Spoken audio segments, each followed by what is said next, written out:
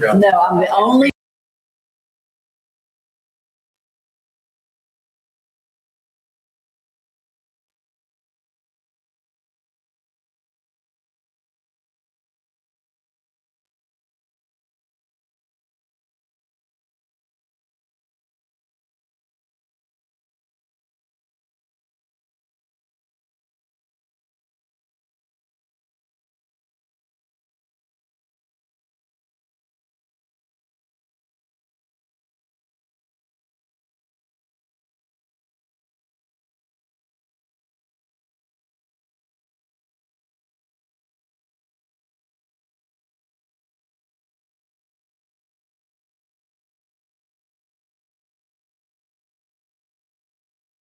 Allegiance, which will be led this evening by Clark County Library Director Angela Turner, followed by the invocation from Mike Flynn.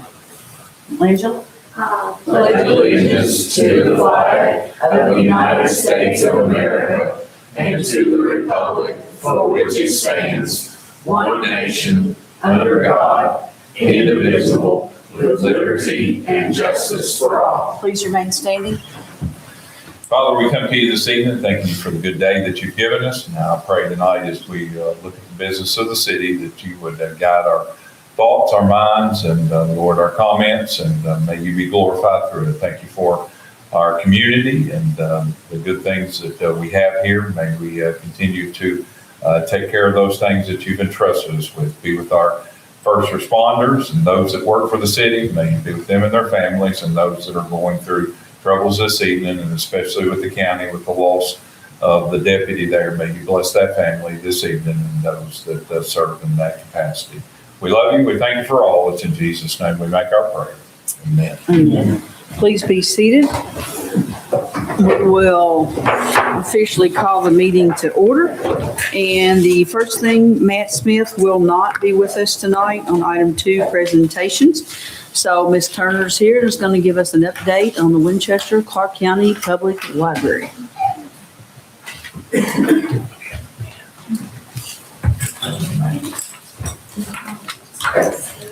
Thank you. So we're staying really busy at the library. Hey, I have some books in the car. Can I give them to you?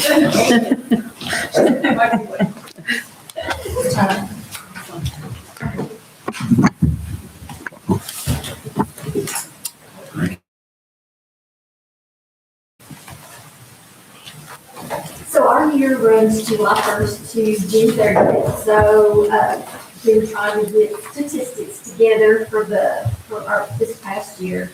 We checked out 276,000 physical materials through the library and over 93,000 digital items.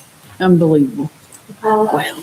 We had over 39,000 people in the door and at events, at programs that we did with the bookmobile. Over 14,000 books went out to children who are in the Dolly Parton Imagination Library. We had over 1,600 programs in the last year, and we run 20 to 25 outreach stops per week. So we're out and about, and it's exciting and fun. You all got a brochure about Dolly. I want to challenge all of you all to think of somebody that you know that has a child, grandchild, yourself, whatever, that's under age 5, and tell them about this program. There are a little over 2,000 children in our community that are eligible to be in the program. And currently, we are at 59% actually participating. So there are a lot of kiddos out there who could be getting a book in the mail every week. And people just don't realize like how easy it is. On the brochure, there's a QR code. They can register online. They can come in There's also a form they can fill out and bring to the library. We'll help people sign up however, that we can. We would really like to see that number climb. By the same token, we've had over 900 children to graduate out. So, That's awesome. it's good. You've also got some stuff just about, you've got one brochure that says how the public library can help teachers and staff. And that's because we're going off open houses this week. Good. But there's useful information inside the databases that we have and the services that we have. If you all have not been in the library, you really need to come in, look around. We have over 100,000 items in the library that you can check out.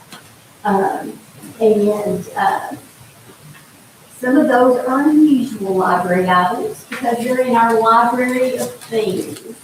So you could get a fishing pole, a baking pan, a blood pressure cuff, passes to go to the Children's Museum, Shaker Village. We've got a few of those, and they've been pretty popular. And of course, we have download services. So you don't want a physical book, that's okay. We can still help you get a book, whether you want to listen or read it on the device.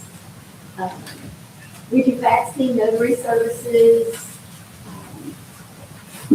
Not sure if we can help you, the library call. So, you don't have any questions about anything related to that? I just know that our library is a top-notch library. I've been there a couple times the past week. And as I said, I have books to return in my car right now. But you just seem to have so many materials on about every topic you can actually think of. Two things I've been impressed with lately. I love the new bookmobile. That is awesome. I'd like to see us sometime at a downtown stop because we have a lot of people still living upstairs and just working in some of these shops, just as a thought. And I also like the idea that you've worked with the American Heart Association and you have where you can come to the library and sit down and take your blood pressure. And sometimes after these meetings, we need to do that. But appreciate what you do and what the library does. The staff is friendly. They're helpful. Can't say enough nice things about our library. I'm just proud we have what we have. Commissioners, any comments? Well, I'm in there at least every other week, year round. You getting picture books? Yeah. Sorry about that. But, you know, it just, of course, I still read books. I want to read a book. And you know, everything is up to date. If I get there fast enough, and you know, you can always find something. And of all the special taxing districts and everything, I never complain about what the library gets because I see what you do, I know what you do, and glad to participate. So they have all kinds of different workshops, the teddy bear one, your ice cream social. I was actually downtown showing an apartment property and driving home one Saturday morning, went by the Ren Fair Expo where they were having nights out there, which was super exciting. Yes. Super exciting. Oh, good to know. Okay. And well, Angela's been probably a better partner to me than I have service to the library. She has been one of the houses for the animal shelter's towel donation. And she always lets me take up her front lobby entrance and is really helpful with that. That's great. Yeah. That's great. Good community partners. We try to partner everywhere that we can. It's all about community. It is. And, you know, the building, the children's area, oh my gosh, that's wonderful. And, well, all of it is. In the library, I've never been in there when it's not being clean and things are on the shelves properly, and hats off to what you do. So, We had two coming suits this summer. oh, two. Avalon came out. I knew was one. That's And exciting. Paul Devon, our way to go. Yeah. over 500 people showed up to one of those. Goodness. Yeah, we've had really good attendance this summer. And I like to read Daniel Steele. And I would go to the library often and look on the shelf. People don't know it's maybe out front in the lobby. And you can go and buy books for like $1 and $2. And I already had those, but a friend of mine reads them also. So I went in the other day and bought all the ones on the shelf. And I mean, I love to go look to see what's there. It's always a hidden surprise. So. Seed Garden's one of my favorite programs. And is it? I don't always get things to live, but you provide seeds and I try. So that's a super neat program. And just send the seeds back if you don't use them all. It is. And try to rotate through the community. And had there been a book reading contest going on?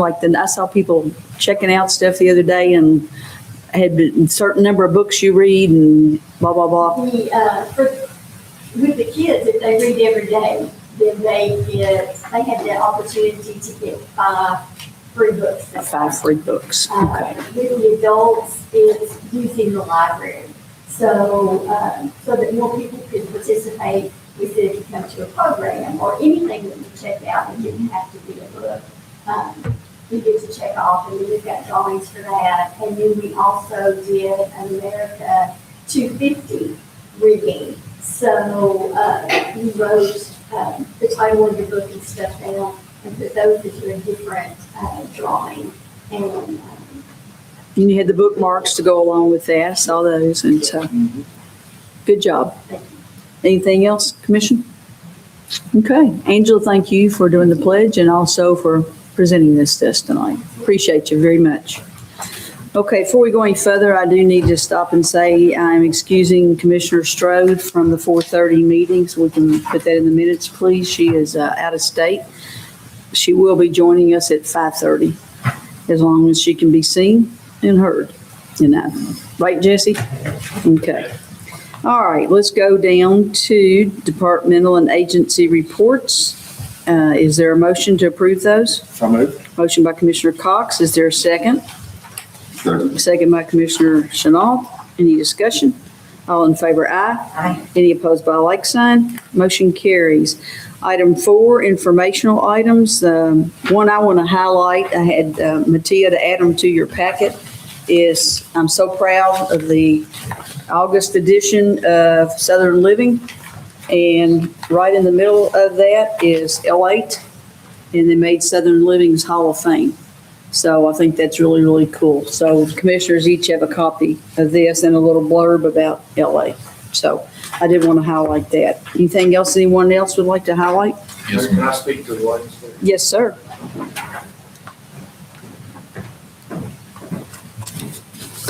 Does everybody have this? You all have this? No, we do not. Yes. Oh my gosh. That's it. I didn't get it. Just real quick, there's some new legislation that came out of Frankfurt on the automated license plate reader from this year's session, took effect on July 15th. That legislation requires us to have a policy, in this case, a standard operating procedure for the police department on license plate readers, because we do utilize them through the flock safety program. If you keep up with the news, flock has been on the news significantly as of late, with a lot of negative attention. So I want to address a few highlights of this procedure for a couple of reasons. One, I want you to know about it, and 2, I want you to be able to speak to it when you're approached by the public as to why we do that. So I'll answer any questions you have about any of the tenants, but highlights of it on page 2 under procedure. And you see it says only properly trained authorized personnel are allowed to access the automated license plate reader system or to collect automated license plate reader information. No member of this department shall operate the equipment or access data without first completing departmentally approved training. Everybody in our department that has access to flock, which is our sworn staff and our communications officers, they've all completed this training already. So before we did the virtual academy training, and they've all already completed it. B, to ensure proper operation and facilitate oversight of the system, all users will be required to have individual login for access and use of the system and/or data, which can be fully audited. And that's the important part of that last sentence, but I can fully audit everything that's searched, no matter what it is. There's no way for them to get around that. There's a footprint for all of it.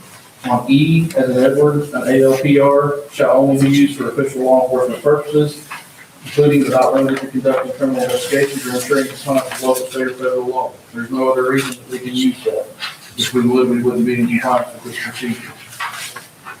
Everybody with me? H, on the next page, page 3, an officer shall verify all ALPR alerts before taking enforcement action based solely on an ALPR alert. What that means is if we get an alert from the system, we can't just go out and immediately act on that. We've got to verify it before we act on that. Page 5, M1, invasion of privacy. These are uses that we can't use the cameras for. We can't invade anybody's privacy. A lot of what you're seeing on the media is that people think we are invading their privacy with the use of these cameras. And I respect everybody's opinion, and I'm not trying to be ugly, but I don't know what expectation of privacy you have on a public highway. There is no expectation of privacy on public highway. These cameras are on the right of way. They're approved by the Department of Transportation, and they're only taking a picture of your vehicle and your license plate, and that's it. They don't take a picture of your face. They don't have facial recognition, any of that. All we can do is search your vehicle and your license plate, and that's it. We can't use it for harassment. We can't use it for any protected group or characteristic. We can't use it for personal use. I can't check and see where it's increased going during the day. And we can't violate your First Amendment rights.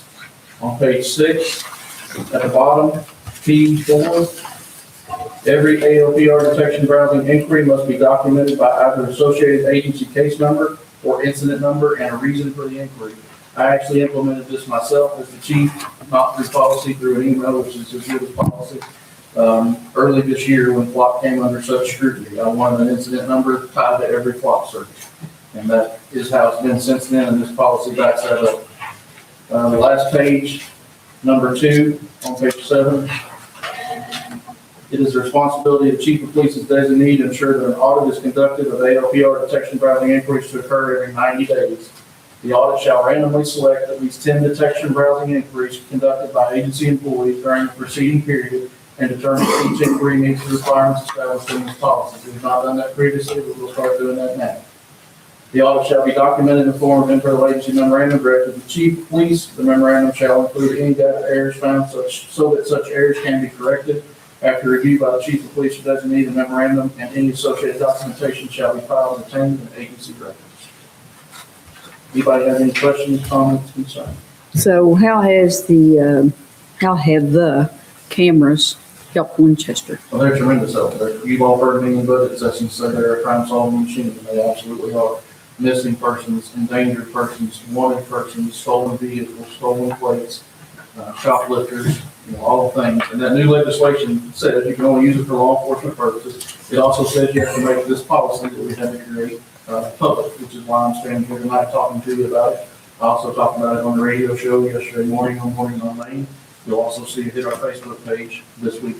So I don't know how much more public I can make. Haven't we caught some felons on those? Many. I thought so. Some coming through here out of state and We've it identified alerts. people that have ran from us, that we've terminated pursuits for safety reasons, and we've been able to identify them because they passed one of these cameras. Many shoplifters, again, one person, stolen vehicles, stolen plates, missing persons, you name it. So if any of our family members were kidnapped tonight, we'd be glad this system was out there. Well, now, I know the answer to this, but just for anybody that might be watching on whatever thing we're out there. Say a person is kidnapped at 5 o'clock today in Owensville. This alert is going to go out to everyone up and down the interstate, Every right? camera in the system. Yes. In the nation. In the nation. Good. Yeah. So, they may or may not come through Winchester, That's correct.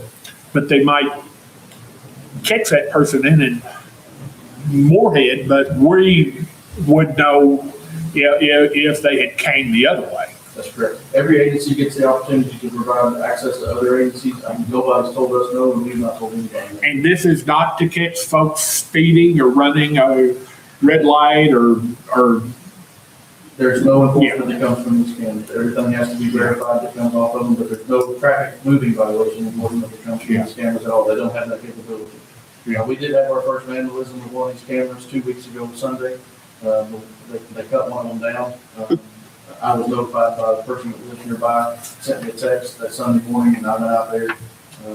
Brian Sewell just happened to be in town that Sunday for something else also. He came out, helped me cut it the rest of the way off, and we removed it. And we're in the queue for Flock to come back and put that back up. But, again, I respect their opinion, but that's not the way to handle it. And our investigation division has some leads on that, and they're following up on those leads. And we catch somebody. We've also had some lasers shine into them, which will temporarily shut them down. There's been a lot of that going on the last couple of weeks, so a little bit of we see kids, but, as you all know, because I ask you for more every year, I'm supportive of them and I stand behind that. I don't know how much more transparent we can be by this, and I wouldn't want to be a member of my team that violates this, so. I feel a lot of ways about Flock, but the first and foremost is I support you, because it is a little bit of 1984 and strange. And the one thing I don't like is I feel like it's a monopoly with one company. But I do appreciate your transparency here. And I was I know when I read earlier, and I could be crossing lines, I feel like at one place it said something that it can fall under an audit, but then at the end it says 90 days. So you're going to do an audit every 90 days of 10, like random 10 selected. I will be, Captain Charles kind of handles our Flock system, and he'll be the one that I task with doing that audit, and he'll provide me with the memo of the results of that audit. Yes, sir. Thank you. Good, thank you. Bye. Anything, Commissioner? I'm good. Okay. You're always good. It's a plus, so I'm good. Joe likes it. And it's no different. When you drive down the road, there's a gajillion cameras on every distance you drive out of that are catching your car on camera. So I mean, You drive up the street and see them. Shannon knows because he works there. Lowe's has like 7 of these things on their property. They utilize them. We have access to them, giving us permission for their access as well. And they're allowed to do that. They're only allowed to use it for law enforcement purposes, but they're allowed to have them on front of the property. So. Yeah, and you drive up my street, everybody has a There is doorbell a cam. Supreme Court case from 1983 that backs it up that says you have no reasonable expectation of privacy on the locality. You absolutely have that inside your vehicle, but to drive down that road and not be, there's no privacy. Thank you, Chief. Thanks for the update. That was good. Okay, anything else under informational items? I would just make note of Okay. F and G with regards to the Grants. COPS grant and the ADP grant. Miss Alicia's sitting in the room with us tonight, and if she wants to offer any more, those were significant notes of award for those 2 grants, and we're thankful that we got them. You can see that they were dated, both of them dated July 31st, and one of them was in the amount of $43,000 under the grant program for the COPS funds that were there. And then we got the last piece of the puzzle for the Martin Luther King Corridor project, which is the bridge project and the roundabout, which we've turned that into a complete corridor project. This was the last piece of funding that we needed to move that project forward. And it was in the amount of $526,000 and some other, few other dollars there. So this is very significant to us. This means that we can push those projects forward, finalize the design definitely of the Martin Luther King project, and then start coordination efforts with the school and all the things that are going on there. So one of the huge obstacles that we've got to overcome moving forward is this, the Department of Transportation is really concerned about the stoplight and all the existing traffic signals that are at that location, and what we're going to have to do, what will be the temporary solution there, and then what's going to be the permanent. So we're going to have to do some pretty detailed engineering to be able to meet their needs and what they want to see. So we're working on that behind the scenes right now, and I'll be bringing something probably back to the commission at a future meeting related to that. But this is great news, and this is just more money that we're able to say that we've acquired. And I think Alicia gave me an update earlier this morning, and our commitment to that $2 million project was about $40,000. about $40,000 to a $2 million project. That's our commitment as a city. That doesn't include the engineering part, which is a little over 100, but still $40,000 to the construction part of it. And we're getting over $2 million in grants. That's tremendous. And that's why that's why she's the grant coordinator, and I get to reap the benefits of it.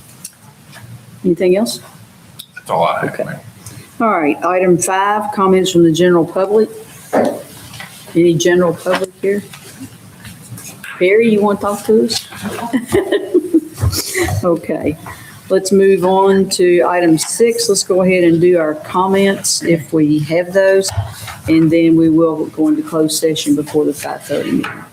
So, One item for closed session, which would be personnel matters. I just need to give you an update on personnel. okay. All right, Commissioner,